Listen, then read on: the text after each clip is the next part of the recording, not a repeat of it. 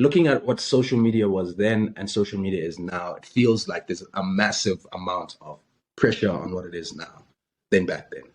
So back then, me starting a YouTube page that was horrible, that had really cheesy jokes and bad skits, it was less embarrassing because less people were seeing it necessarily, and because cognitive dissonance was that we have less care about what people thought. I was like, I don't care, you know.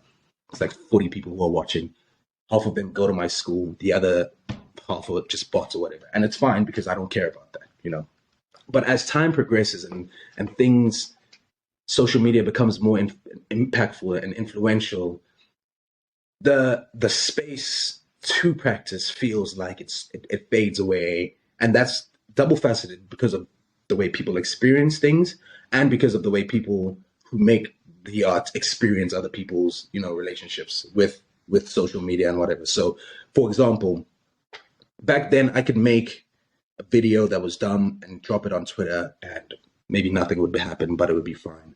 These days, you see something like that, especially in a space like Twitter. I personally, that I don't connect with it on a social, just because it's not good for my mind, because it's just a space where people, you know, openly and irresponsibly, I believe, air out their own personal, internalized situations. But also, I've seen a lot of people being discouraged from creating because of this whole perspective that comes in where it's like, oh, what are you doing? Oh, you're doing this. Oh no, that's trash. Oh no, that's this, that's that, you know. And there's it's hard to admit it, but there's a bigger, like, people have become more liberal with what they say to people, regardless of the scale that they're at. You know, I've seen young creatives who are inspired by other creators get bullied by the inspired fan base for making something that's too similar to what they're making, because clout is this resource, and if anybody's trying to do something that you're doing, you're infringing, but almost on an intimate personal business aspect of them. You know, whether it's like that or not,